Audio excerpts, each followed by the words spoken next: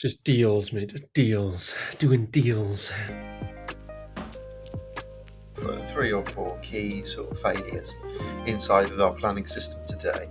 The first is simple. Quick bit of background, he's got over 20 years experience in the planning sector. He is a chartered town planner and educator for the property development space. 9 Square meters. 9 square meters. There's a development in Islington which has flats in it that are 9 square meters, which is roughly the same size as a Category 3 prison cell. Sounds like a fire. I was going to say it sounds like the size of the average American. Ground up sound. Ooh, yeah. Real estate deals.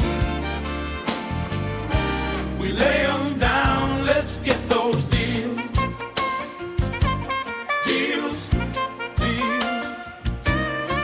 Deals making money, baby.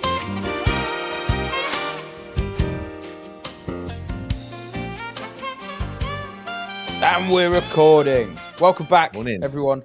Episode 31 of the Ground Up Podcast. And we've got a special guest today.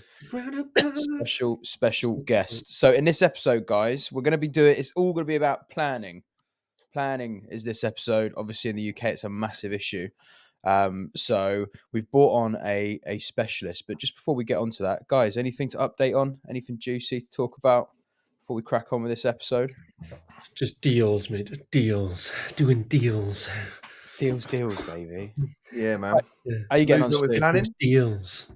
Are you getting on with the 18 apartments, Stu? Yeah, they're going well, mate. Yeah, we're up against the weather now, so we've got to get the rendering done. But I mean, 3 of the floors are pretty much done. We've got all the moulded pre-made doors that are turning up next week. Then we've got decorators in starting from the 1st of December. So fingers crossed, we should be out of there by Christmas. Yeah, it's good. We've got some good. We're speaking to a few agents as well to see if we can rent the whole thing to some sort of institution who would give us a better yield on return, and then we'll look at what their value out at. There's a couple of companies out there we're talking to who will rent the whole unit, and then they'll look at selling it for us. And if we can get like a 5.5% yield on it, we may look at selling it just because the money's quite good on it. And if we don't, then we'll hold it and just recycle the investors' cash into another deal. So yeah, it's going really well. We're going to do an open day actually, probably around. Well, it'll probably be beginning of New Year, to be honest, now with Christmas coming up. So yeah, if any listeners want to come and see it, we're going to do an open day. I don't know what date it's going to be yet. We'll put it on our Instagram, but getting quite a lot of people interested in popping around and having a little nosy. So Nice, yeah, that'll probably be first few weeks of Jan. Start the new year off with an open day. But yeah, it's good, mate. You have to come down and see it right when it's all finished. Yeah, man. Well, yeah, now I've seen it like sort of at that. I mean, it's sort of 2/3 of the way through, isn't it? So yeah, decent, man. What about you, Jack? Sorry.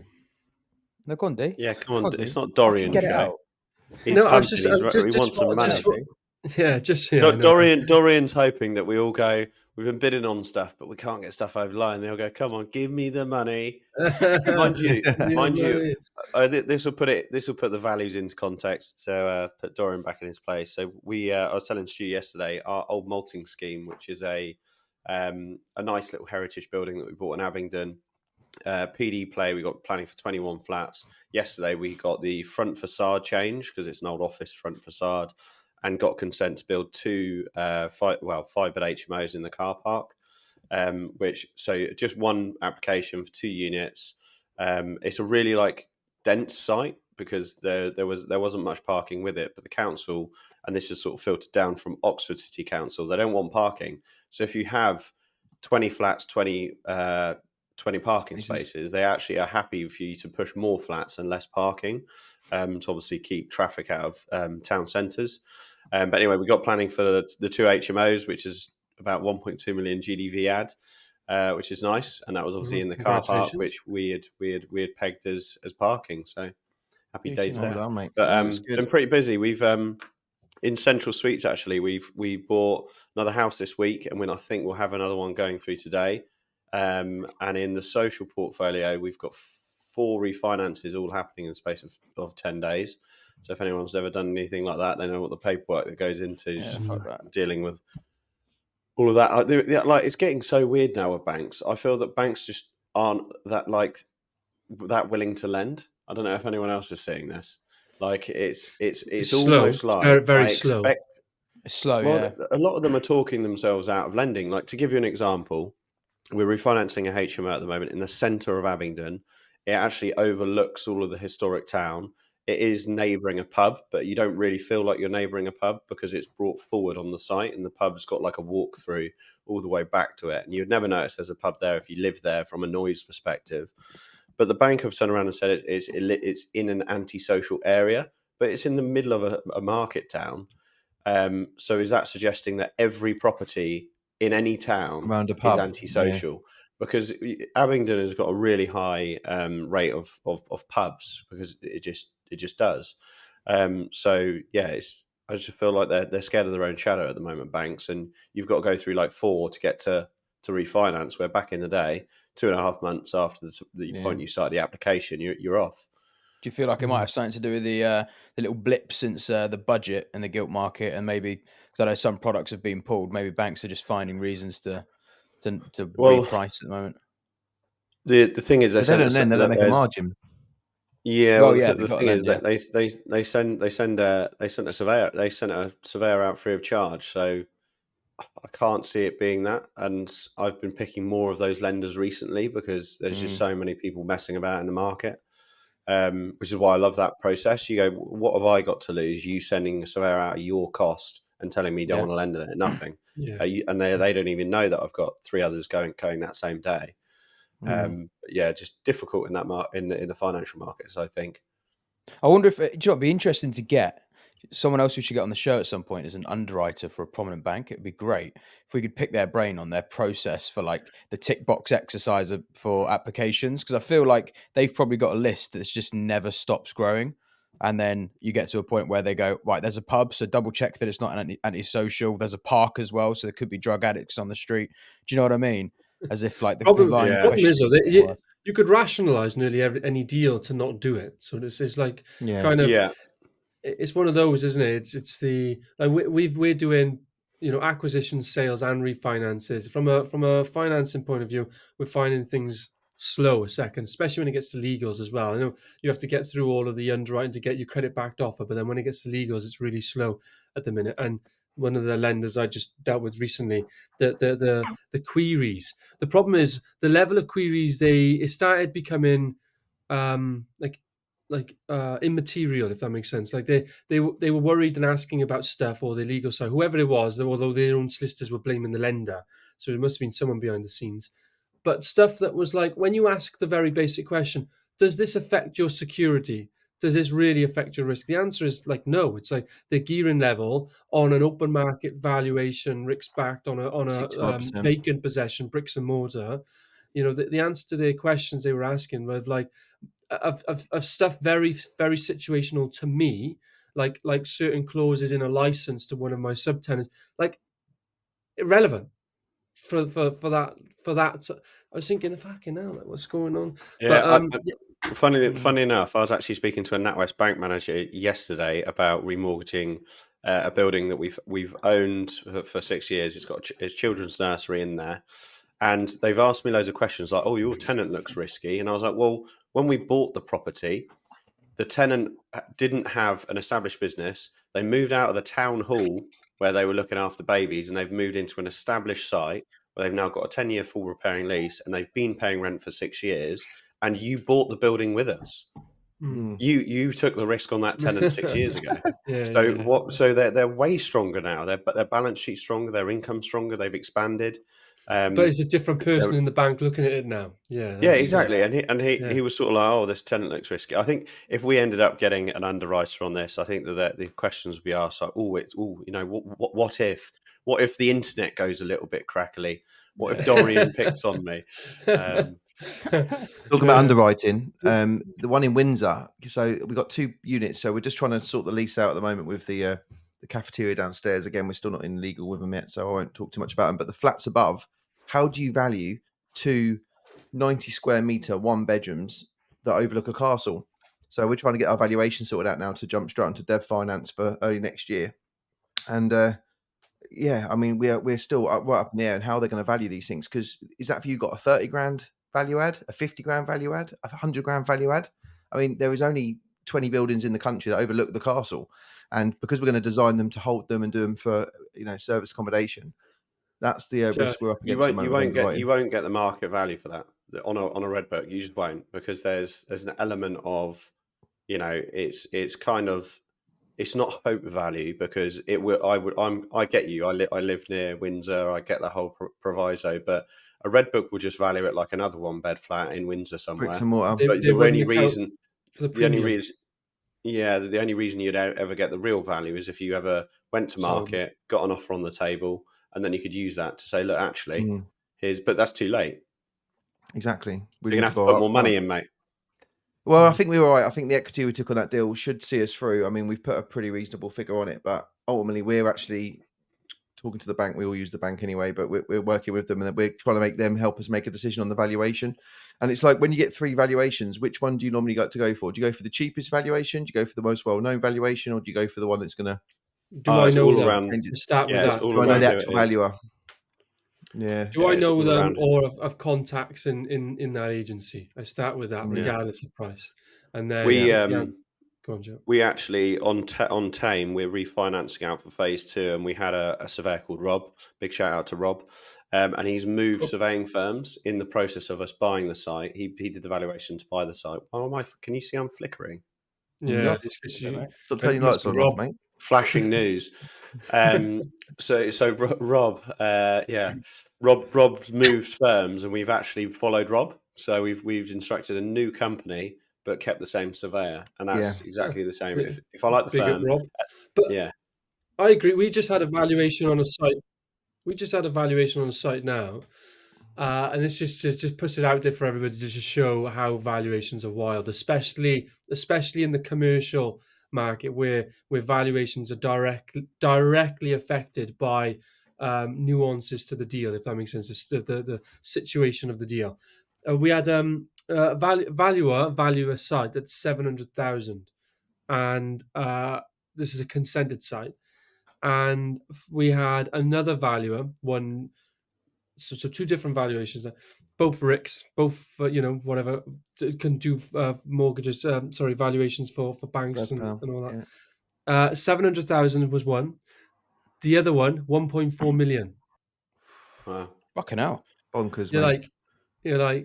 So I mean, the difficulty for us is that the difference between 2 valuations is a deal working and not working.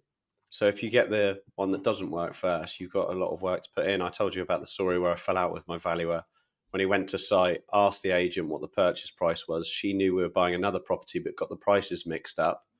So this property was worth 375. She said 330. We all knew that the purchase price was actually 310. And coincidentally, what did the valuation come in at? 330. What the estate agent told him when he was supposed to be a chartered RICS surveyor that's been through education. And I called him out. Just called him up straight away, and I went, John, what's up with this valuation? He went, what do you mean, what's up with it? And I was like, the agent called me to tell me that she accidentally told you the wrong price, which was 330. And coincidentally, what does your red book say? 330. And he went, oh, that's a complete coincidence, that is. I went, bullshit. You're fucking lying, John. And I actually called him out. What did John do? I called him out straight up, and I said, that's absolute bullshit. I was like, to be really candid with you, we're actually buying it for 310. And I believe it's worth 375. So this valuation is worth nothing to me. And he said, I don't want to work with you ever again, and then hung up. And then a few days later, he picked up the phone and said, look, let's get this sorted. And we ended up getting it at 360, and we bought the house and renovated it and sold it. But they will always pick the lowest value that they can pin the tail on the donkey, which is normally the purchase price. Because if you're buying something that you think's a good deal, they'll always try and bring it down. If he had in his head 350 all day long, and she said 330, bang, straight down 330 without any consideration. Yeah, agreed. What about you, Rye? About me, you remember I had that fire at that property that turns out mostly just smoke damage, because what they'd done is the stuff they were burning, these little crackheads that broke in and set a little fire on, and they were burning mostly plastic and carpet, so it was really smoky but not hot at all. So we got the structural engineer to go in and do a report, and he literally looked at it and went, lads, you're going to be fine, it's just smoke damage, there's nothing wrong with it. So panic averted, because that would have been a problem, because we're going to get on site there soon. Other than that, just moving on as usual, gang. And we have a special guest for this episode. So let me do a quick intro. There's going to be 5 of us yappering away today. So sorry for the viewers at home. There may be some crossover at different points. We'll try to do what we can to allow talking and debating the planning system. So we're bringing on Jon McDermott from the Town and Planning Expert. So just a quick bit of background. He's got over 20 years experience in the planning sector. He is a chartered town planner and educator for the property development space. And I believe he's also done 8 years working in a local authority as well in Portsmouth as a planning officer. But what I won't do is do his bio for him. I'll allow him to do that. So let's bring Jon on and just double check all the audio's all right. Bing, bang, boom. Jon. Hello, sir. Good morning. Good morning, Jon. Morning. Hello. Morning. Jon, could you give us just a quick, for the viewers at home who may not have heard of who you are before, could you just give a quick backstory to what it is you do? Okay, go on then. Jon McDermott, town planning expert, chartered town planner. You're right, have been working as a town planner now for far too many years, got the grey hairs to prove it. Worked for local authority before crossing into the dark side of being a planning consultant. Have been a planning consultant now for about 14 years of my 22. And we help clients in England. We don't cross into Wales. They've gone a bit weird. We don't go across the Irish Sea because they're even stranger. And we certainly don't go up into Scotland. It's too far away. So we operate in England only. Lovely stuff. And can I ask, just before we go into the questions, because we've got some pre-prepared questions to help sort of guide this conversation. You're obviously, gamekeeper turned poacher. Is there an us and them mindset between the planning authority and private developers? Is there an us and them? There certainly is between private developers and the planning authority. Private developers see the planning authority as the enemy. They're a dragon to be conquered. Whereas the planning authority is different. The planning authority doesn't have the time to have an us or them mindset. Typical planning officer is sitting on, round about now, about 100 planning applications simultaneous. So you, as a developer, are one of 100, right? Yeah. That they are dealing with on a constant basis. When one drops off, another one gets added. So it's like a constant churn. They don't have time to have vendettas or see you as the enemy.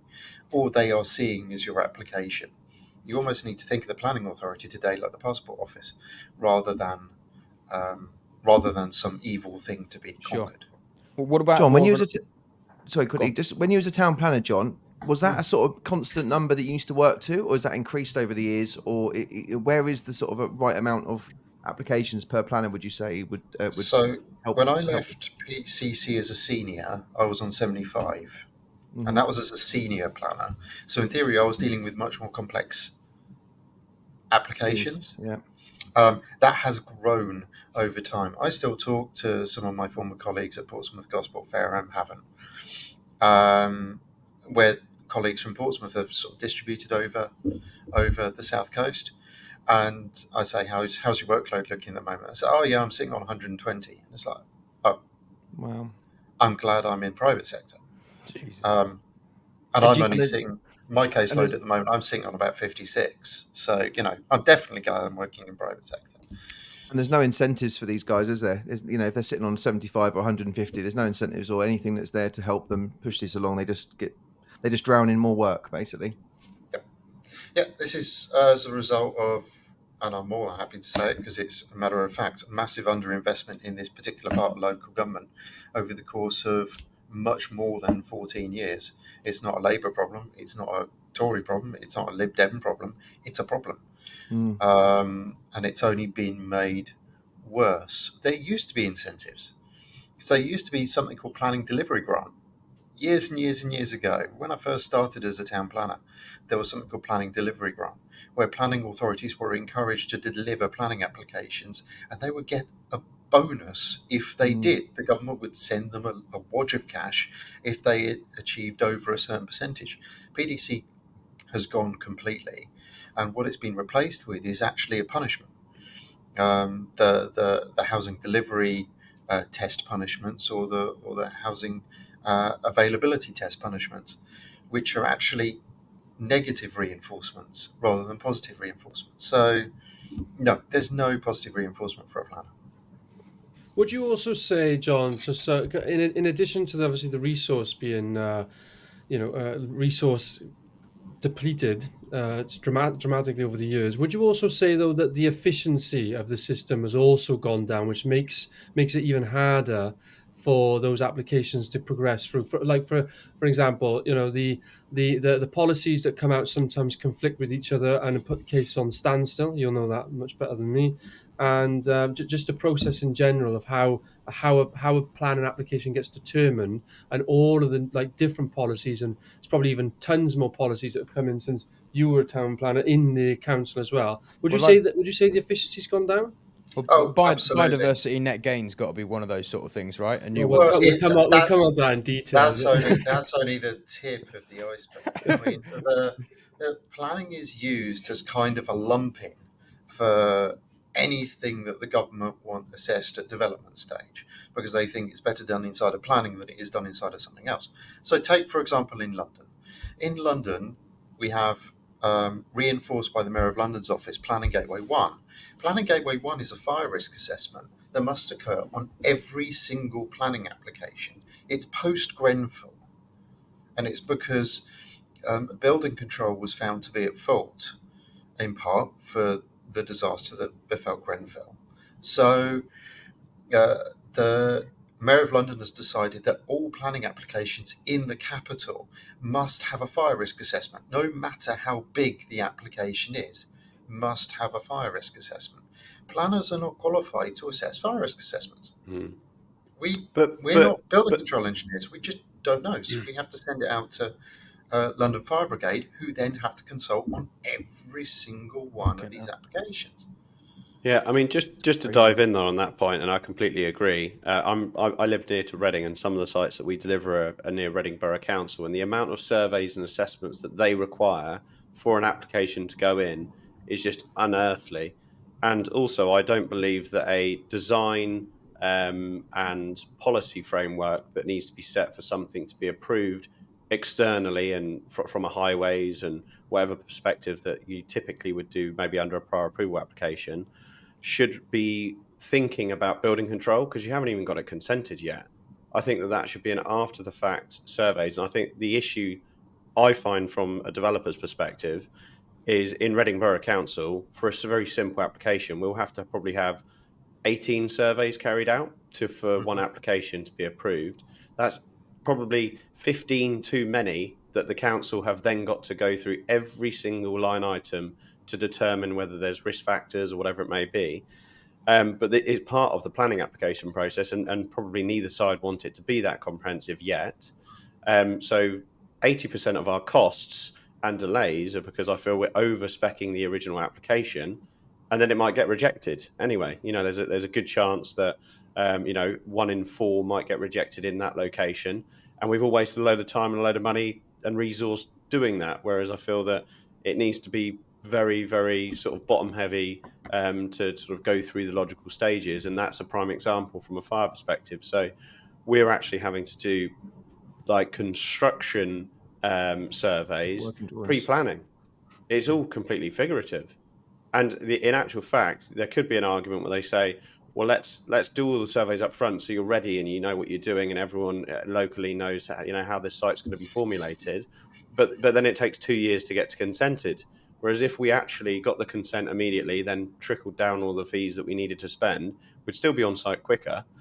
So I completely agree with you. And it's painful from our side, and I absolutely guarantee it's painful from the other side as well, to be reviewing so many different things. And ultimately, the planning authorities aren't equipped to do this. All right, they're not. I'm sure we'll dive into biodiversity net gain, or the anathema that is biodiversity net gain.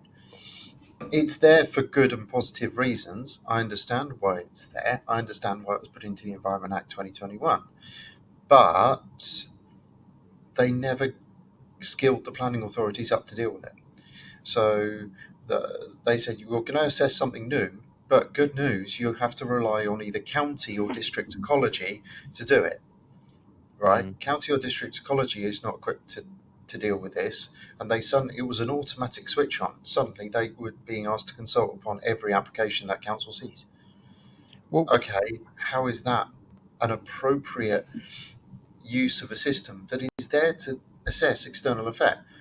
It should have been a condition. It should be a conditional matter. That's why we have the BNG condition. But we're being required to lump it into planning applications because planning is seen as like a universal dumping ground for stuff that the government has to deal with inside of development, but doesn't want to deal with in a post-planning mode. They just want to lump it in a planning application. Well, John, sorry, that was a bit of a rant, wasn't it? Yeah, it's great. I love it. Where's this stress coming from? Is this European legislation? Is this Whitehall putting? Who's setting all these parameters that are trying to effectively slow the planning process down? So it's certainly not coming from Whitehall. Let's just knock that one on the head. It's certainly not coming from Whitehall. Whitehall's current approach, our esteemed fearless leader Angela Rayner, her approach is that we need to deliver 1.5 million houses in 5 years. Congratulations, Angela. You've burnt over a third of a year waffling on and telling us about announcements and things like that, and giving us the laughable figure of 300 new planning officers for 306 planning authorities. I don't know how you split a planning officer into two, but I guess someone's going to be shared. And that won't even touch anything.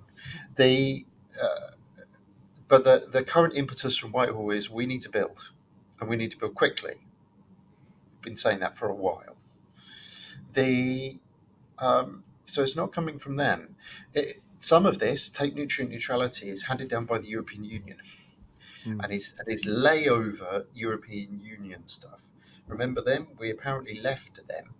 Unfortunately, we didn't. Their legislation is still very much buried in our legislation, and we're still bound to the European Court of Justice, which means that if the ECJ makes a judgment, we have to abide by it.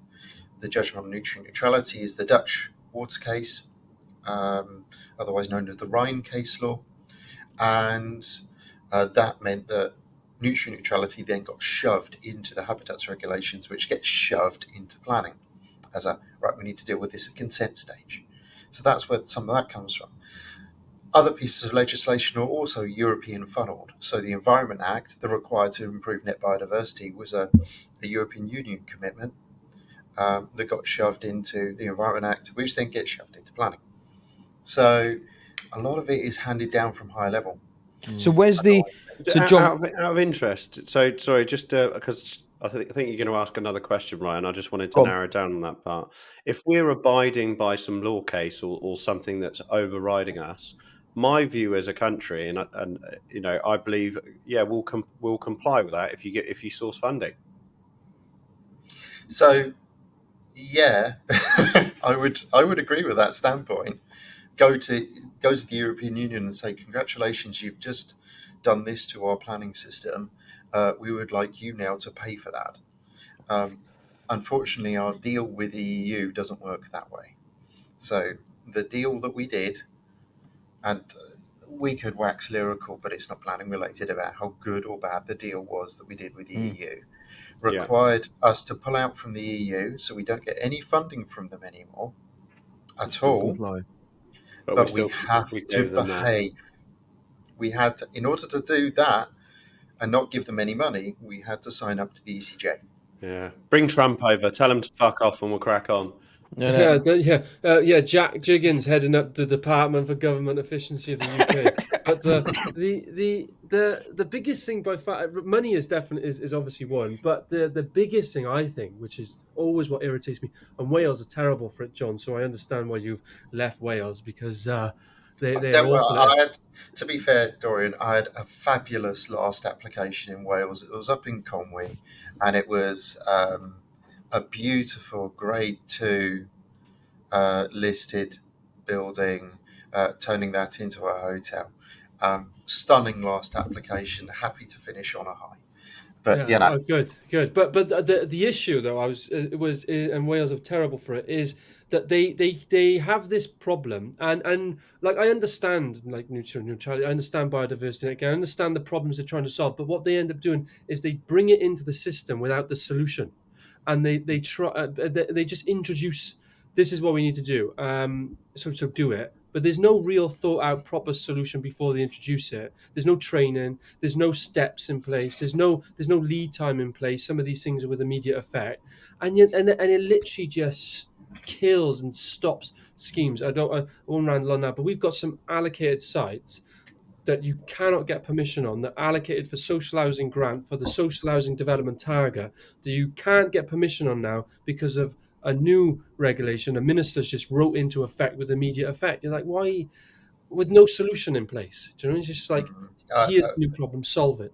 It was the same when nutrient neutrality was brought straight in. Nutrient neutrality was switched on by Natural England. You know, they said, oh, by the way, take City of Portsmouth, 250,000 people living on an island, because Pompey is an island surrounded by water on all four sides. Good news, Portsmouth, you can't build anymore. Why? Because your sewage system, which isn't in the city limits at all, your sewage system is in a different borough, is pumping into an area that has got some protected species in it, and that's bad. So we need the water contractor, Southern Water, who are, let's say, tip-top. We need that water contractor to improve the sewage. Oh, by the way, there's no legal mechanism to do that. And oh, by the way, they are bound by a water regulation license under the Water Act. That means they can pump out 90 parts per million nitrate into the water system every day of the week, and we can't renew their license until 2030. So good news, Pompey, it's all your problem instead. And we have no viable solution for you. What Portsmouth ended up having to do was upgrade each and every one of their council houses for water efficiency measures at a ratio of 4:1. 4 house upgrades would provide for 1 new home in the city. That's just nuts. When you had to do. It's so. I mean, John, we've got nutrient neutrality at the moment up in Teesside, and I've dealt with it on many different applications. We've paid $7,000 so far in credits. So there's a credit system for anyone listening at home to go through nutrient neutrality. You get your planning, you go through planning, but the planners have to make sure you've applied for your credits and that you're obviously going to buy your credits before they can issue the planning decision notice. And I've gone through. But that credit system is, suffice it to say, that particular credit system is the government system, and that's only available in Teesside. There is no other government-backed system. Is it? Oh, okay. England. Country. Interesting. Right? Didn't know that. I thought Teesside is the only one that has the government-backed system. There are 2 other credit banks that are currently operating in England, one for the Solent Seaboard and one for Somerset. Only Somerset, not the other affected area, which is Dorset. If you're not in a credit banked area, you are either doing on-site mitigation or you are waiting for a credit bank to become available to you. And I've got applicants who've been sitting on applications now for 2 years, waiting for a credit bank to be created by the government because they promised to create a credit bank 2 years ago. See, when they brought it in here, there was like a 4-month wait for them to set the credit system up, and everyone was just like, what the fuck's going to happen?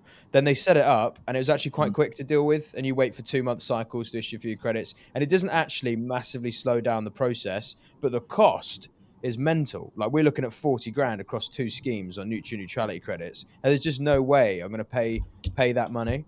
And loads of other people are in the same boat. There's housing developments that are being stopped. Like, it's just such a stupid thing to do, because no one can afford to pay it in these kind of regions, because there's not enough uplift in the land value anyway. We're not like the South, where an extra $2,000 credit's not going to be a big issue. For here, like, that could be a massive cost. You carry that around in your back pocket, don't you, Jack?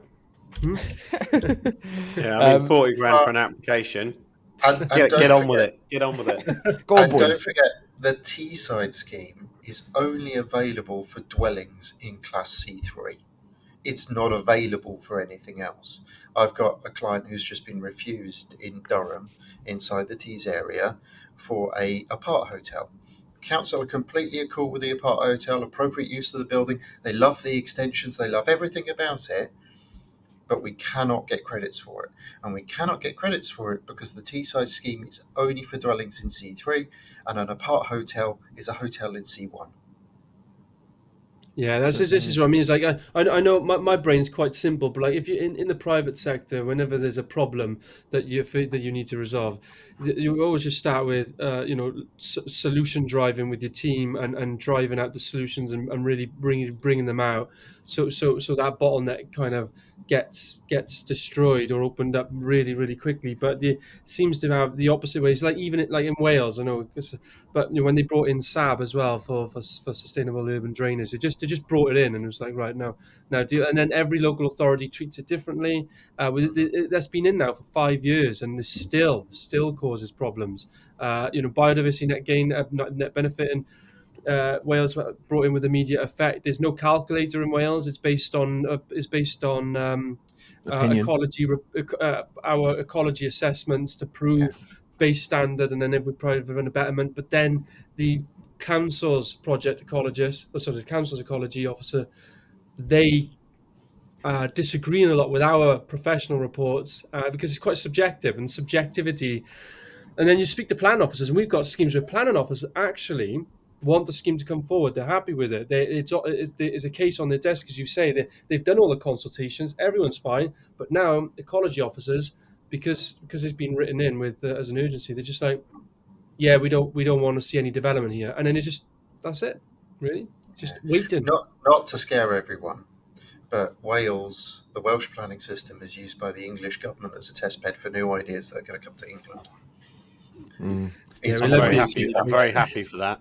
I'm very happy for that. But there are a couple of things coming into England that have been in operation in Wales for a while. So, for example, the requirement to consult, pre-consultation on major applications has now been activated in the Levelling Up and Regeneration Act, which means that thing that has no real guidance in the PPW as to how to operate it, planning policy for Wales as to how to operate it, is now being transcribed into England, but with no guidance whatsoever in England as to how to operate that. Is this the PAC?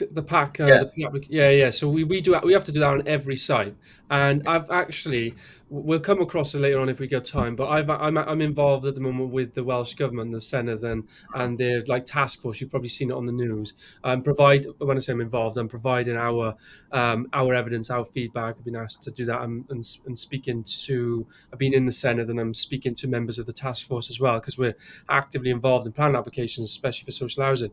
One of my points here, I'm looking at it, I've got a whole list with potential solutions. I'm just going to run some by, but one of them was the PAC process, and actually in here, they've got it from 10 units classed as major development and above, and it basically adds an extra 1 to 2 months onto the system process, but it adds no consultees respond to it really. Only the ones that never really cause an issue respond to it, like really minor consultees. But like highways and ecology never respond to it, or placemaking effectively, and it's just pointless in my opinion.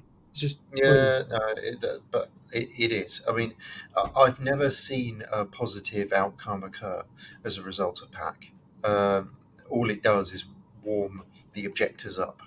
It's like starting an old car. You're basically giving them fair warning that a planning application is coming in, which means they can then get them organised, pitchforks and torches are lit, they're ready, and then when they know the application's in, you end up getting a really well organised, really well written objection. And that's what occurs. What should have happened with PAC, what I hope happens in England, is gets put into the planning portal. So the planning portal, because Wales has got a planning portal, England's got a planning portal. I'm hoping planning portal, if you are listening, make that a facility inside the planning portal so that you handle all of the pre-application consultation process for England and Wales, because that would take all the stress out for developers. And that would be a really decent solution for it. Well, John, what would be, we're obviously speaking about a lot of different problems here with the planning system, over bureaucracy, adopting methods and processes that otherwise can't be supported because they're underfunded or they're under-resourced or under-skilled. There's all these different problems, right? Fundamentally, that there's always a root issue to like any system or agency. What is the main issue with planning? Like, why is planning broken? Is it a case that a lot of authorities and a lot of sort of pen pushers are looking at the planning system as a way to just continuously police and control the development sector. So they just throw more legislation in there without thinking of the second, third order consequences. Or is it a case that we're just so incompetent in our planning system that we can't get things done, and we can't balance the weighting of resource and actual legislation we're writing? Okay, so I think there are three or four key sort of failures inside of our planning system today. The first is simple. The planning system of the 50s was, for want of a better description, perfect. We didn't have planning officers, we had technicians. It was an expert system. The system was the expert, not the person. And it was a tick box exercise.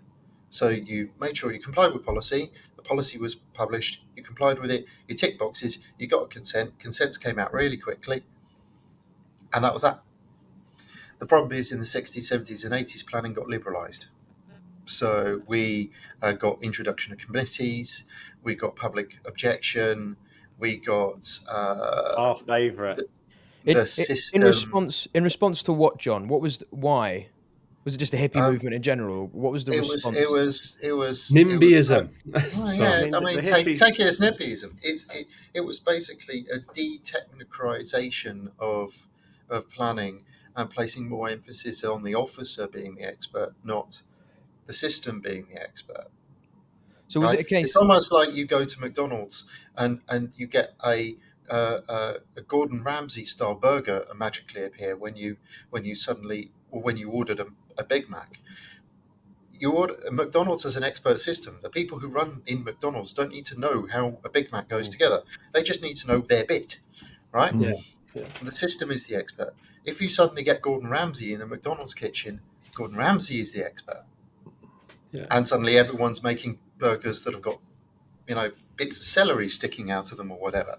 And then also the issue you get half the UK public that think they're Gordon Ramsay. They're not. Yeah. They're far from it. They haven't got the same background and working experience in the south of France, working in Michelin restaurants, and they think that they can build this sort of fancy burger, but they can't. So that's the dangerous one. Is the thing? Because that was probably the era there, John, where you see all those concrete buildings flying up them with those fun designs. But that's the work of architects like Edward Luder, the Brutalist movement, where in the 60s, I've often said I would love to have been a planner in the 60s because I could pretty much approve anything, and I was on many, many interesting drugs. So the reality is, we can't do what we did in the 60s anymore because our planning system has been so twisted into the liberal agenda, and a very liberalised system where everyone has an opinion and everyone's opinion is important, and that we're using planning to save everything, that in reality, what we now have to do is almost look at it from a point of view of, okay, what are they going to object to rather than what aren't they going to object to? When we set up planning applications, we're almost looking at it from a point of view of, okay, how do we minimise risk? How do we de-risk this application through the system? Well, I think the timing seems interesting when the system started to get liberalised. I assume what happened is we had a post-war era where we desperately needed to rebuild the economy. So we build. It gets a bit out of hand. People start to not like the street scene. We've got these concrete, what do they call it? Brutalism style architecture. Blocks, brutalist blocks getting built everywhere. And then the sort of liberal mindset comes in, and probably rightfully so, because you look at some of these buildings from the 50s and they are pretty shocking. We've got one in Darlington that's an absolute eyesore. So is that sort of the catalyst for it, that we were building so quickly that we started to affect people? And that's often the catalyst, is that the development industry and government control operate as a kind of a tandem brace, as it were, with development industry always in the front and government control always following behind it. The development industry innovates something. So, for example, take the boom in Class O, now Class MA conversions in the early 2020s, early 2020 period, where we were doing Class O conversions with flats that, if we're brutally honest, were fundamentally too small, well below mortgage level. Do you know the worst one that was ever approved? Any guesses as to the worst flat size ever approved in England? The size of the flat. What do you think the Size of the flat. smallest flat I would guess was? 18 square meters. I reckon would No. 12 meters squared. Well, 20. I know mortgages became difficult below 30 square meters. So 9.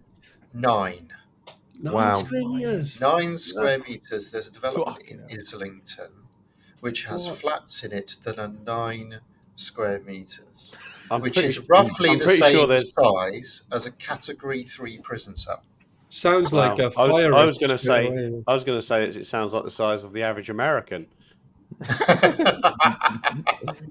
But yeah, 9. But that's what happens: is development innovates, and then the government goes, "Oh," and that brings me on to my next point: unintended consequences. Every government change has unintended consequences because they can't predict the future. They can't. They give us the toys and they say, "Go play with them." And what they're doing is seeing how we play with them.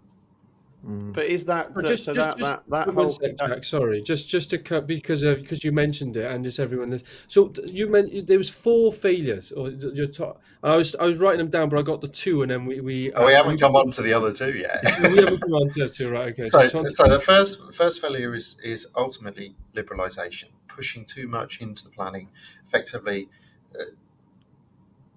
removing the technocratic and creating a more liberal agenda for it. The second failure is the unintended consequence phenomenon, the fact that when government does make a change, there will always be an unintended consequence. The brand new planning policy framework, which we're expecting at some point this month, I've read it, has heaps of unintended consequences in it. It has the ability to be perverted into an absolutely deadly weapon by developers with the right mindset, because no government can think ahead in that way. The third failure ultimately is massive underinvestment. Yeah. Planning has and always been seen to be like a poor cousin of other parts of government. It's often one of the first government departments in any council that starts to get staff pulled from it. And Just a quick specific question on that. What, John? Do you know what percentage of the fees that we pay in our planning applications goes towards the pot actual of cost? planning? So, like, let's say, for example, we pay, let's say the average site accumulates £3,000 in planning. Is that like 5% of what they spend, or is that like 80% of what they spend? It's broadly speaking about 10% of what it costs to make a planning application. Yeah. To do So I mean, we speaking for the rest of us, I would pay double to get a decision twice as quick, because it's reflective to our finance costs, delays in delivery. Probably in some instances I'd pay quadruple the amount. That wouldn't really touch the sides. There was a government proposal in 2008 to look at localisation of planning fees so that planning could become a full cost recovery exercise rather than, much like building control is, rather than a fixed rate. But when they actually did that exercise, they calculated that and Westminster is always the one that's held up as the worst case scenario, but in City of Westminster, central London, to develop one flat would result in a planning fee of 10 grand. But if that's reflective of the value of the unit, so for example, let's say you're up where Ryan lives, and it costs you £10,000 to get a flat approved, it's probably like a fourth or a fifth of the value of the unit that you're getting approved, and the change of value in use isn't really reflective of that. In Westminster, people might just pay it and move on. Yeah, and that's the thing. The problem with planning is when you put the fees up, it's always a barrier to entry for the smaller development companies. Yeah, but they're doing that anyway with the systems and the way they keep throwing in new legislation that we have to then fight with all new reports and more costs. They're making it so hard for the smaller developer to get on the table anyway. I mean, SME developers are down. And it's the consultants around. It's the assessments and the consultants around the application that are really the brunt of the cost. Just think about it pragmatically as well, yeah. That I appreciate that there's an under-resourced issue, but if you think about it like any business, like any standard business, you could say, we're not charging enough for our product or our service. We need to charge more. But the first, thinking from first principles, the first question should be, wait, should we even be doing some of these things that we're trying to charge costs for? The liberalisation aspect and the additional surveys and legislation from all these different stakeholders within the planning system, that's actually the fundamental issue, isn't it? That they're putting too much onerous responsibility onto the planning system, creating a necessity for more cost, and then saying if we up the cost, there's a solution. But actually, it's an inflated cost anyway, because it shouldn't be that expensive, because it should be more simple to deal with, like it was in the 50s, maybe with a little bit more sensibility on Yeah. on design Yeah, and whatever. yeah. So on the fourth failing, and I'll just sum this one up for Dorian really quickly. The fourth failing is simple. Wales. Burn. What do I mean by burn? Officer burnout. Wales. So it is. I said on a podcast in 2020 during COVID, I did a few podcasts. One particular one, I was asked a rather profound question. I gave this answer: a planning officer will never ever be right. So you operate in a sphere, in a technical discipline where you have to accept that you cannot make everyone happy. It's impossible to make everyone happy. You're going to be upsetting someone, because in every application, you are going to be upsetting someone. And your job is to balance the upset versus something else, right? As a planning consultant, I accept that I will always be wrong to someone. I will always be upsetting someone. That is my job. That's my role. The problem is planning burnout time for officers is getting worse and worse and worse. We're seeing more officers leave the industry because planning officers are not held up as placemakers or change artists. We're not engines of change. We're not engines of good. We're seen as bad. We're seen as the enemy. If option problem 3 was supported, so there was more funding and there was more people in the departments to support each other, surely the burnout would be certainly diluted significantly. So I actually just I think it's culture. But yeah, I just searched up because I think, in the modern day, like I completely respect what people in the council do from a planning perspective. Like the amount of academic work that goes into that is huge, and wouldn't be for me. I'm far too impatient. But there's about 4,000 graduates that study town planning every year in the UK. That's 11 per borough. Well, that's roughly between 10 and 11 per borough every year that are introduced into market. Obviously, some will go public, some will go private. I'm quite confident that most people that have been in private have done public first, and worked for the public sector initially, or even deviated into something else, like working in an architectural practice or whatever it may be. But that's quite a lot of students, in my view, because there's not a lot of places or roles that you can go into. It's not like if you did a let's say history degree, you could go into journalism, or you could go into report writing, or you could go into various different areas. So I felt that's quite a lot of people being introduced in the market. So if the funding was there and roles were attractive to go into local authorities, or district authorities, or even national framework to support what planning is all about and rechanging and reforming that, I feel that you could build nice little pockets of entities that are really supporting local areas. Yeah, you could. There is unfortunately, it's a mental health issue. When I was working as a planning officer at Portsmouth, I was sitting on my desk as a senior and watching an almost constant stream of planning graduates come into the authority and leave 6 months later, and they were leaving 6 months later because of stress. But I honestly think I agree. I semi-agree with what you're saying, Jack. Although probably use a different degree other than history for the analogy. But Go on then, give us an analogy.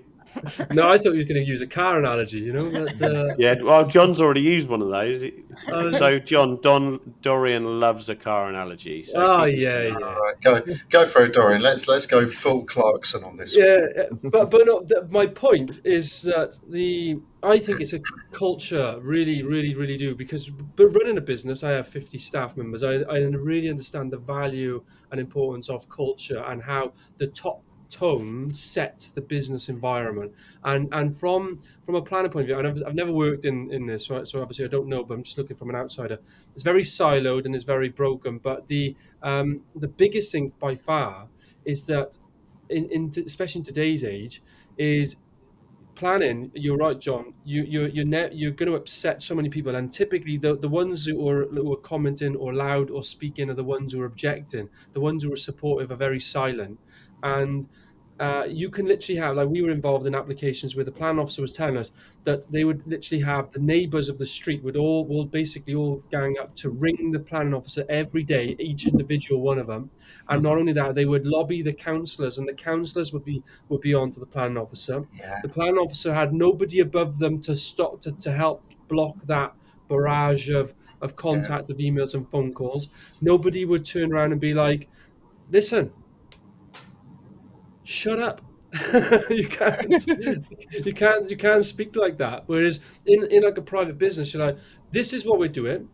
It might upset so and so, but this is a policy. This is what we're doing. It is simple. If somebody starts coming up and it's nothing to do with all those policy requirements, ignore it. But the planners, they actually have to write every single objection down, write a response to the objection. And you're never going to please that. They come up with another objection. I think, oh my, I'd get sacked. I would get fired.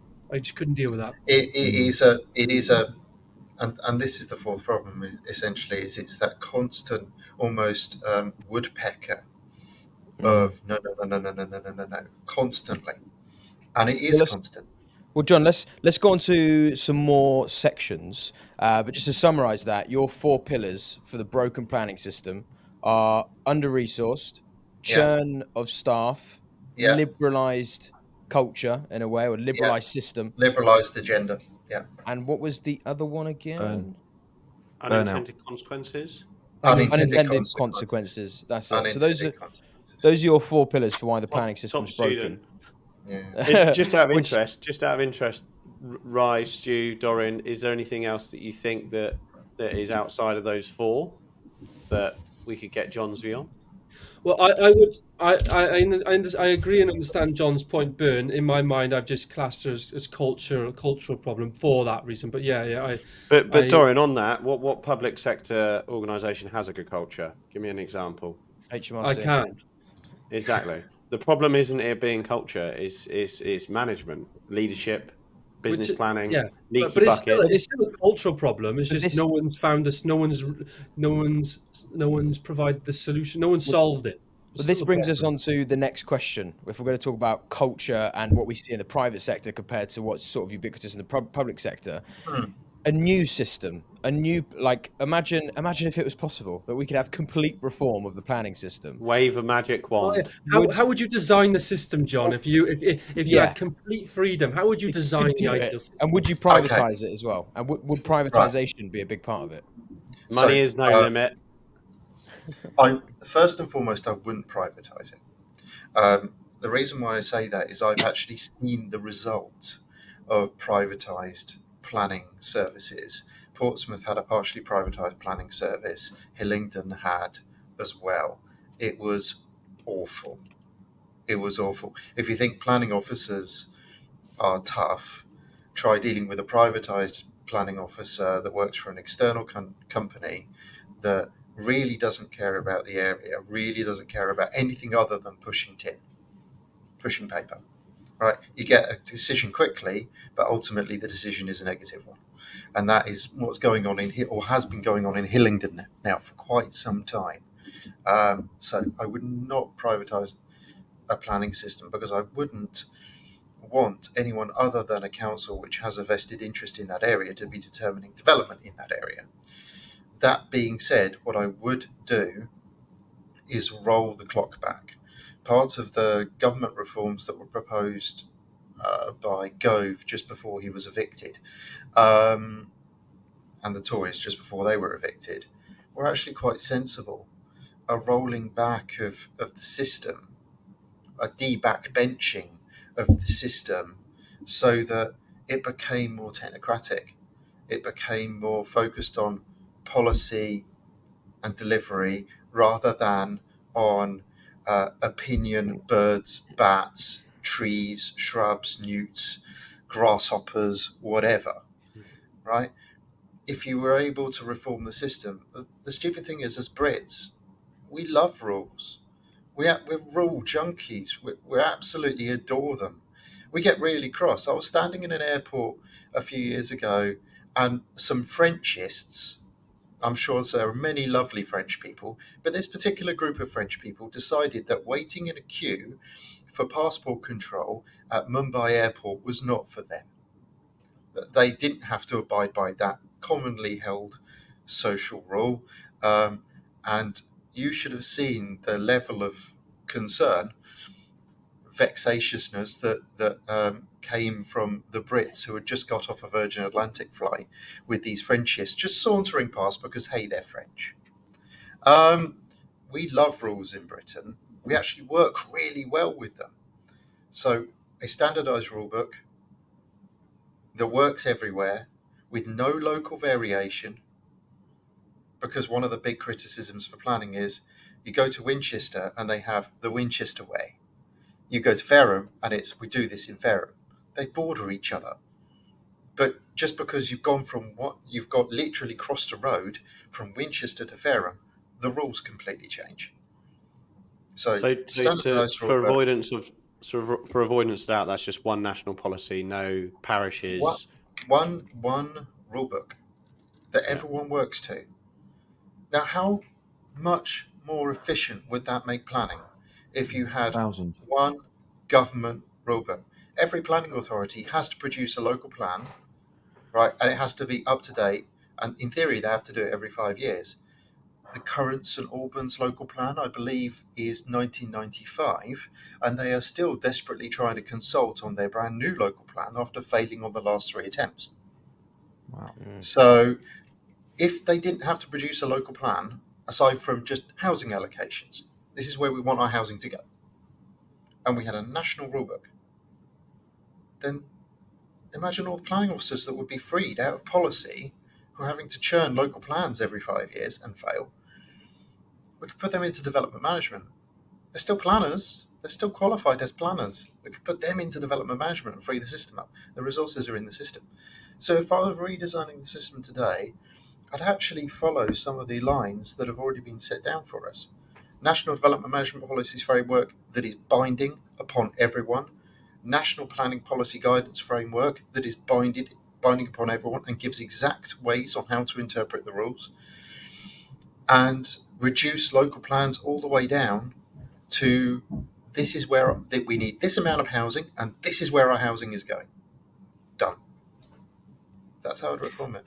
Would you abolish some of the subjectivity, so things like planning committees and stuff like that? I would absolutely reinforce what we have already. We have a national design code. We actually have a national design code for England. It's really good. Really, really good. It's got lovely examples in there. It tells us exactly how to set out estates and other things. And I'd say, you know what, planning officers, we're going to give you some brain space back. What you need to do is look at this.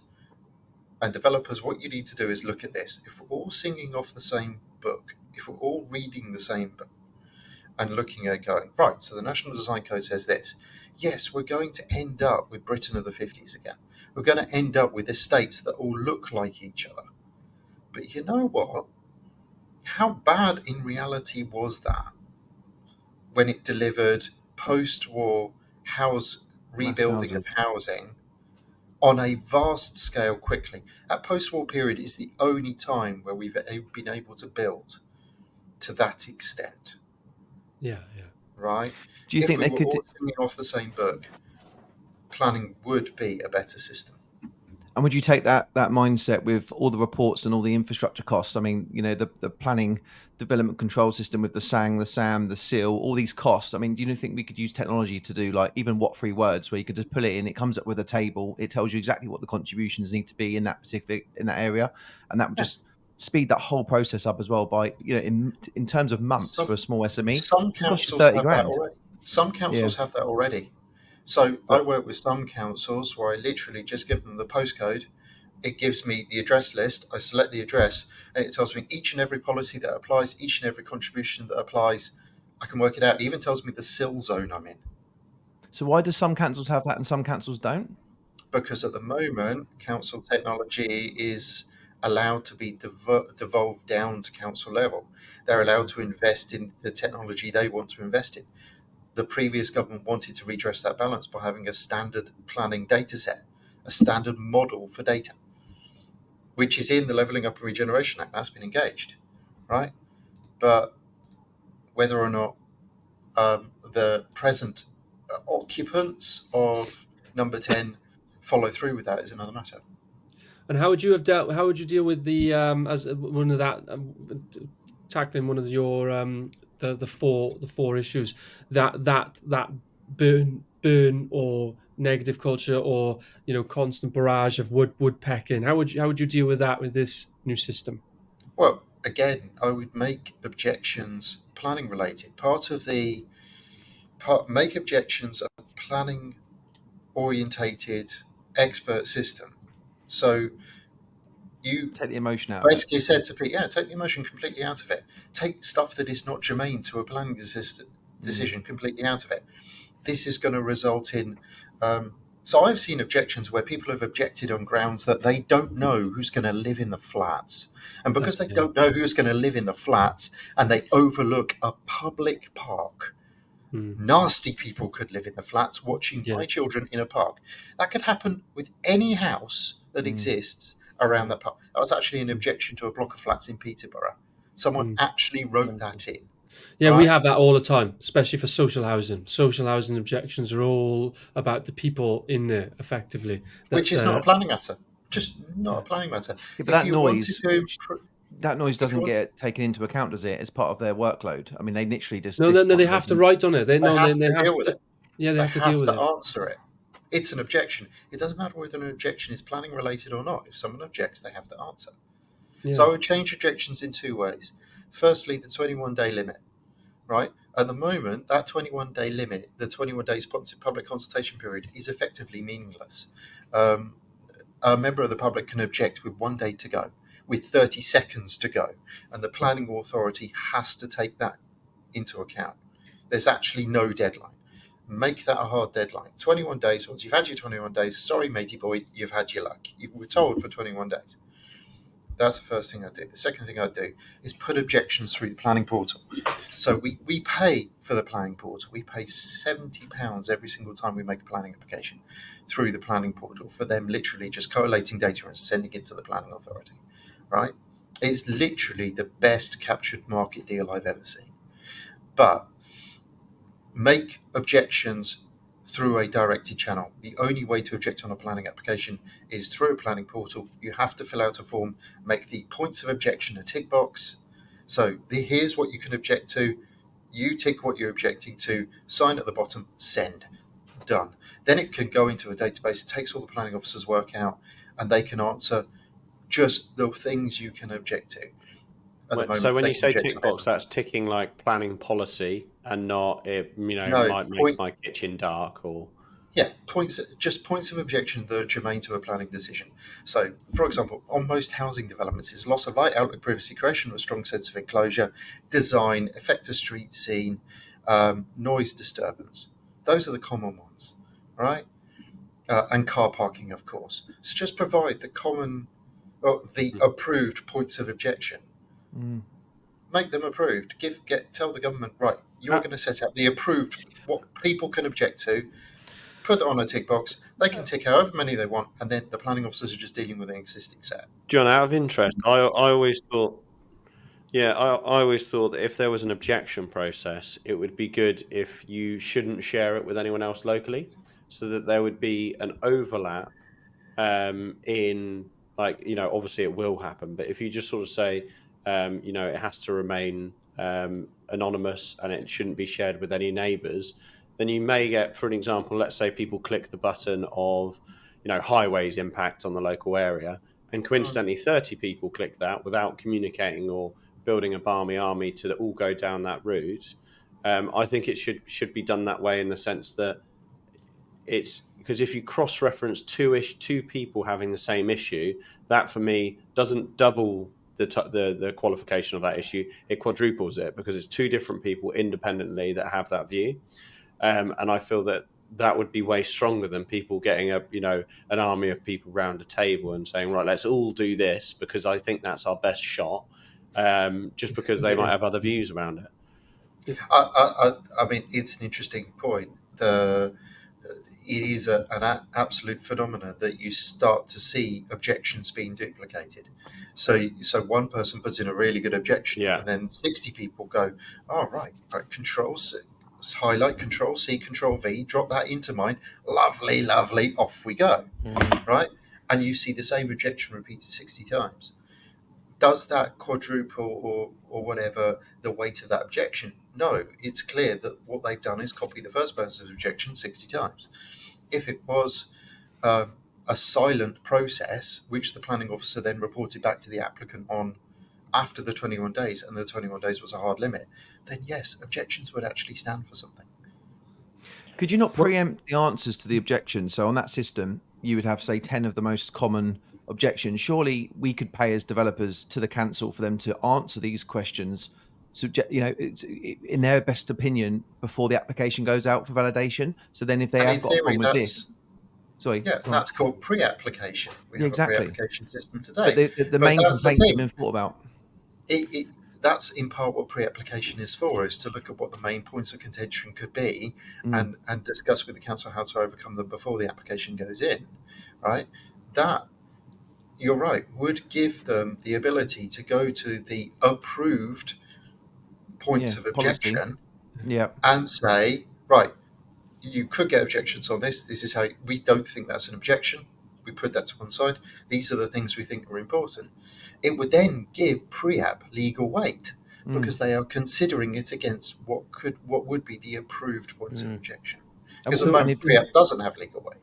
What about committees? Would you abolish committees at least under a certain threshold? So for major schemes, maybe you keep committees, but what about committees? So, planning committees, I don't think are ever going to go away, because you're never going to get the political class.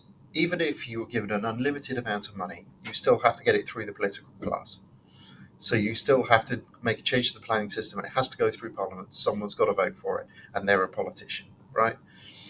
I don't think you're ever going to get committees to go away. The idea that's been currently postulated by both ruling party, well, the former ruling party and the present one, is that committees are given less power.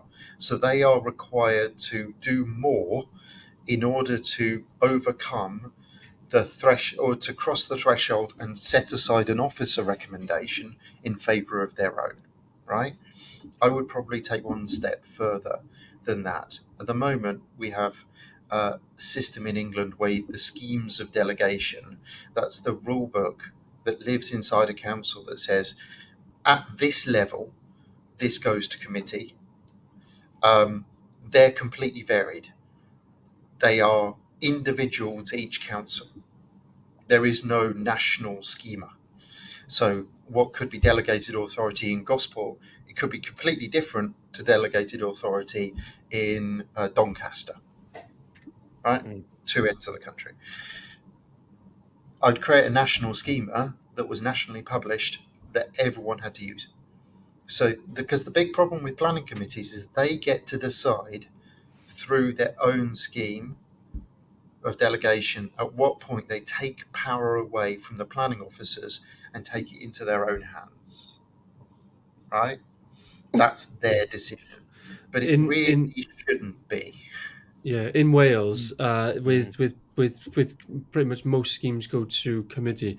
If the local councillor requests it to go to committee, it has to go to committee. One councillor requests to go to committee, and obviously every application typically generates an objection. Typically goes to a councillor. They typically call it into committee, and then you're into that cycle. So I've been in committees where you've got classed as major above 10 units, social housing scheme in the committee. But to get to that committee, I've literally had to sit through debates about an extension to an existing house. Literally, I'm thinking, honestly, it's like, why is that in committee? So in where I'm sitting right now in Portsmouth, they had a spate of reasonably bad appeal decisions that completely changed how they operated HMOs, right? The committee got wind of this and changed the scheme of delegation, and they said, we now do not trust our planning officers to determine HMO applications. This has to be a committee-only matter. That meant every application for an HMO, no matter how big or small, had to go to committee. I dealt with one at the north of the city, 5-bed HMO, positive officer recommendation, everything good. And the committee refused it. And the committee refused it based on a fear that the HMO would generate noise and disturbance for a neighbour. Right? The neighbour had generated a multiple hundred petition against this particular HMO. No other HMOs in the street. First one, fine, nothing wrong, policy compliant. Goes before the inspector. The inspector turns around and said the committee had no reason to refuse it. Wow. Should never have gone before him. No reason. Costs awarded against council. Lovely. Even that cost award doesn't hurt the committee. They never learn from it. They don't have to pay those costs. Planning officers don't pay those costs. And the cost is negligible. The cost is I had one where I'd won. Yeah, and this is what happened to me. Yeah, so I had a 10-bed HMO, went through. It's still going through appeals, and I've got it back for another application. We won on appeal. But they still refused the planning for us on an amenity standard, which is ridiculous. But the cost to us for holding that site and all the extra shit we had to go through is in the sum of 10 to 15 grand. But the cost we were awarded back was a couple £100 for our planning submission. So because it's not weighted properly, there is no real consequence that the committee can feel. A couple £100. Yeah. Whereas if it was more severe. So in summation, I don't think you'll never get a planning system which removes the committee. But if you tighten the rules, their rules of operation, their rules of engagement, and at the front end, and you make it very clear at the front end the level of application that will be referred and the level of application that won't be referred, then developers can prepare for it. That will make the committee better. Yeah. I think. Sorry, I don't know if you've got more questions. I was thinking there's a buzz topic at the moment that I don't think we've covered or got your opinion on. I'm just conscious of timing as well. But the artificial intelligence in planning, and what's your thoughts on it? I'm sure Ryan or Stuart's going to ask it, but not come up yet. So as a buzz topic, AI in planning. What's your thoughts, John?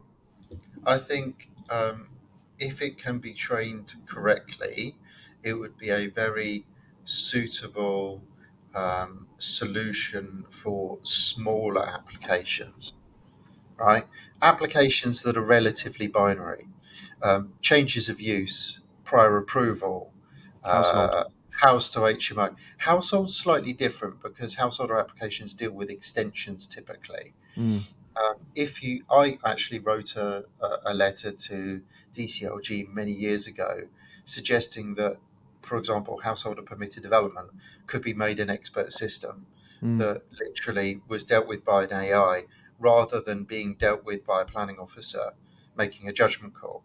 Because if you think about how permitted development is organised, it's a list of tick boxes. It's a framework, yeah. It's a framework. It's a framework. It was in the framework. As long as you comply, you're good. If you don't comply, you're bad. And that would free up more time. Oh, so much more. There is a possibility, but the problem is when you come to the more the things that AI is not good at dealing with at the moment.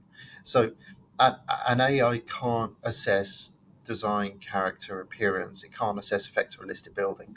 It would struggle to do that. I'm sure as the technology enhances, then you will start to see those human engrams starting to appear in AI and starting to trust it a little bit more. But at the moment, it's not there as technology. If you give it a framework to work to, then an AI can do the job adequately. Yes or no, isn't it? It becomes a binary exercise. Planning outside of permitted development, basic permitted development analysis, planning is seldom binary, though. So interestingly, just touching on the functionality of it in listed buildings, we work quite a lot with listed buildings because we're very busy in sort of Buckinghamshire and Oxfordshire, where naturally there is a lot of listed buildings. Every application that we've submitted, in the last 4 years, that's a full planning application and a listed building consent. The listed building consent has been really efficiently turned around and really efficiently managed. So if AI only integrated into that part, I'd be fine with that because it's making it generally, 5 times better. But that is fundamentally because the listed building officer is only looking at one thing, which is the effect of the special architectural or historical interest of the listed building, and it is looking at their heritage assessment that you've put in and making sure that you're not going to degrade that vitally important feature of that building, or those features of that building, right? So it's a single issue that they're assessing. They're not assessing planning merit. They're simply assessing this very specialised issue, which is why they turn them around so efficiently. It comes back to the first problem with planning, isn't it? Which is planning has become so bundled in with other things. So many. So interestingly, we have an AI automated calculator in our surveying business, which calculates a price for a survey. It's never going to be able to do that on every survey, on land surveys, land aggregation surveys, anything that's got more complexity to it. We have to manually do that. But the beauty of it is it does all of the single household quotation process. So 98% of our quotes, we don't need to resource a human to it. So that human that would be doing 100% of the quoting is now doing 2% of the quoting. So it's never going to be the be-all and end-all in AI, I believe, in most cases. And you could play the same analogy coming back to household or permitted development, basic permitted development rights. You can shove that into an AI. The AI can generate CLUs because essentially it's reacting to the data that's put in. The CLU is basically aligned to the data, and then you have an expert system running that particular part. Household basic permit development CLUs take up a huge amount of officer time and are subject to subjectivity, which shouldn't really be there. So if you move that, and that was part of my letter to DCLG at the time, was you can move that from planners into something that DCLG produce. So it's still being produced by a planning authority. It's just dealt with by the person who wrote the development order instead of being dealt with by the individual councils. Why aren't you doing that? Surprisingly enough, I never got a response. Well, John, it's the 80-20 rule, isn't it? I mean, at the end of the day, if you can take away that much, and I was wondering how much of the household applications that are a tick box exercise is actually a percentage of their time. Because rather than trying to throw more shit at the wall, which is what the government seem to want to do with more planning officers, actually they just fix the root cause and take a load of the headaches away from them and use technology of today. That would give them so much more space to do a better job, or to be there to help. I think the answer to your question is this, right? A lot of household planning applications are nominally permitted development with one minor change. So I was advising a client this week. He's proposing a 4-metre rear extension on the back of a detached house in Sutton. Right? That's permitted development. He wants to do a hip to gable build up and a dormer window. That's permitted development. The only thing that requires planning permission for him is a 2-storey side extension.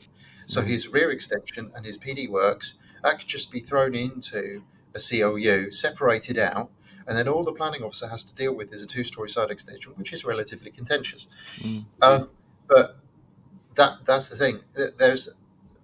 We as developers, we as planners have to take some responsibility here for actually putting the right type of application in for the right thing.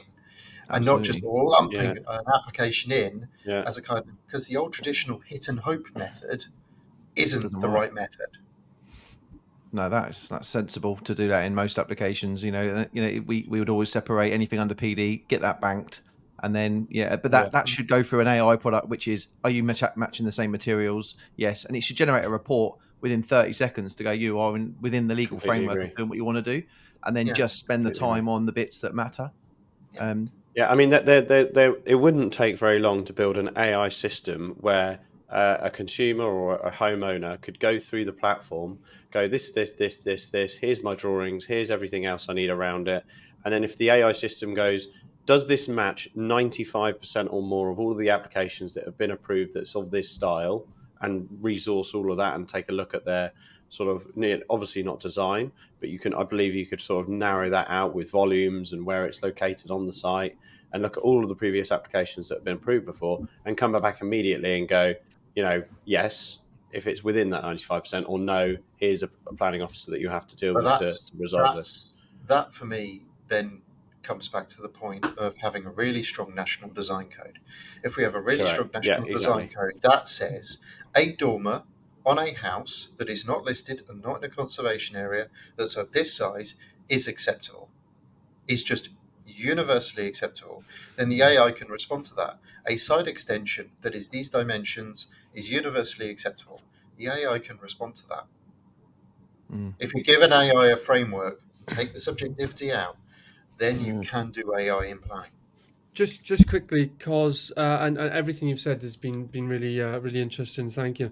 A lot of the listeners are either they're either in property development, or a lot of them are actually interested in getting into property development. And we've talked about the planning system in quite some detail, and a lot of the challenges as well. But without trying to put people off, because it's always better to go into an industry with your eyes wide open. What would be some top tips for new developers that you would recommend from a planning point of view if they were going into development to undertake their first rounds of projects? Okay. Any top tips? I've got a few, but I'll try and nail them down. First thing is, don't be tempted to scatter. So I see developers who get incredibly confused on a daily basis because they are, for want of a better description, orbiting the M25 looking for development sites. And they might be looking at development site in Harlow, and then they move across into Chelmsford, and then they move down into Gravesend, and they're wondering, why on earth is everyone's rules different? And I'm getting so confused. And why are all the metrics different? And because it's all around London. It's going to be different because they're different areas that surround London. Pick an area and stick to it. Operate on the placer mining analogy of you follow the trail of good gold deposits until such time as that drains up in that particular area. Do not move until you have drained the swamp, right? So that's the first thing I say. The second thing goes hand in hand with that, which is do your homework. All of the planning policy documents for that area are published. They're available on that council website. So once you pick your council area, then go and have a look at their rules. Don't assume that you know them. Just go and look. They're free. You don't need a planning officer to understand them, and you can download them, and you can have them sitting on your desk. That will tell you what you can and cannot do. They're really easy to read. They tell you what they will support, and they tell you what they won't support. That will be half of your battle, is establishing what you can and cannot do. And then the third thing is look for comparable schemes in that particular area. You can go and do a planning history search in an area. Most have keyword searching now, which means you can search for HMO, you can search for house conversion, you can search for mansard roof, you can do all of that, and you can look at the last year's results. Look at what the planning officers are letting go. Look at what the planning officers are resisting. Make that comparative analysis. I would only go a year back. I wouldn't go any further than a year. Right? And then the final thing is forget the word precedent. There's no such thing in planning law as planning precedent. It doesn't exist. I took a deep breath before saying it because planners treat it as a swear word. Right? It's an awful John, piece even of for heights? Even for height? Yeah. Interesting. There's no such thing as planning precedent. The High Court wanted to have it deleted from the lexicon. I actually believe that's been said to me more than I've said it to planning. Like, I normally look at a street scene where there's 5 stories one side, 4 stories the other, and no building over 5 stories in the whole village. And I know that I shouldn't really be able to go above 5 because that precedent is set. But that's normally actually a ruling that I feel like I've walked in their shoes to understand that, to then deliver on that proviso. Probably more of a street scene impact. Sorry. It's more a character assessment than anything else. That's not precedent. That's character assessment. Precedent. But if you meet a person that's 6 foot tall, that's not his character. That's how tall he is. That's just how tall they are. That's a material consideration for how tall they are. Planning precedent comes from the jurisprudence. The jurisprudence is that if you, as a legal case, are seeing another case that has similar or identical considerations, then the first legal case should have precedent over the second. Interesting. So it comes from the legal vernacular. But in planning, it doesn't really exist that way, because planning has to assess every application on its own individual merit. We often see estate agents try and sell big sites based on a concept of precedent. They say, the planning authority has approved 8 other similar sites like this in this area, setting a desirable precedent. And as soon as I read that, I go, no, we're going to go and have pre-app with the council to bottom this one out, because I know full well that that's not even a thing. So, wait, is that the first time an estate agent's been wrong? Oh, my views on the estate agency profession are well known. Can I finish this pod? Because we've got 8 minutes left. Just finish it on a slightly different note, and it's going to be somewhat speculative, John. So I'm not going to hold you against any of your answers here. But what we've been talking about this whole episode so far is problems in the planning system, how to fix the planning system, all in the hopes of making it easier for us to deliver housing. That, which is an assumption that the industry as a whole wants that to happen. So for me to summarize this and ask you a more direct question, I've summarized it in some words here, which you could call speculative, but let's just look at it. So the UK property market, we're going economic on this. The UK property market is given anti-gravity powers by central and retail banks, government housing and immigration policy as well. The supply is artificially squeezed, the amount of available lending is abundant, and the number of people wanting to borrow to buy a house is growing continuously. It's like a pyramid scheme on which the nation was built, and the indebtedness of our economy is intricately linked to mortgage markets, which is too big to fail. Therefore, are there incentives for us to keep the suppression of housing supply? Therefore, no matter what we try and do, because there's enough intellect in this country to fix the planning system, but is there enough political incentive from major landowners and PLCs and big banks for us to actually turn the taps on and deliver housing at the rate we need to do them? So I'm going to answer that this way. Okay, let's give you a simple fact. Last year was our lowest year on record for submission of planning applications. Not approval of planning. It was also our lowest year on record for approval of planning applications. But it was our lowest year on record for submission of planning applications. Applicants are less and less and less willing to engage with the planning system. Right? So that's a simple matter of fact. Those are not my words. That came from statistics at the Ministry of Homes, Communities and Local Government, because we're not allowed to call it levelling up anymore. And you can look at those statistics on a 3-monthly basis, because they now publish them every 3 months as a graph, right? So that's the first thing I would say. The second thing I would say on political willpower, let me ask you this. I'm going to answer your question. I'm going to do it political. Answer your question by asking one instead. If there was the political will to actually solve our housing crisis, why is it that I can walk into central London, any side street off the main drags in central London, and see a derelict and vacant building? Because of, well, you could still retort that back to bank incentive to want to move these schemes on. Why isn't the Mayor of London doing a compulsory purchase on that building? He has the power to do it. He could literally just go, you know what, screw you, landowner. I'm having that building, thank you very much. This is what they're looking to bring in for the retail sector. Have you seen the? Yeah, I saw the bill I in at the saw it moment? earlier this week. It's not a bill; it was an order issued early part of this week with new permitted development rights for retail rental auctions. That's part of the Levelling Up and Regeneration Act. They've issued the regulation for it. Comes in on the 2nd of December. It's whether or not any council will use it. Yeah. Is there the political will doesn't in a they have the council funds? to actually use it? Does the government have the funds to do? Well, when any council does a compulsory purchase, it is doing so for financial gain. So all they're doing is moving money into an asset in order to develop an asset to generate money. London has one of the worst housing crises amongst any council area. Surely the problem there for whether it's a council or a government is actually who is going to deliver it. Yeah, they haven't got a commercial mindset to do that type of work. I mean, they're not a business. That's the problem. And therein lies the rub. It comes back to that underinvestment question. But the simple answer to your question, Ryan, is there is not the political will in reality.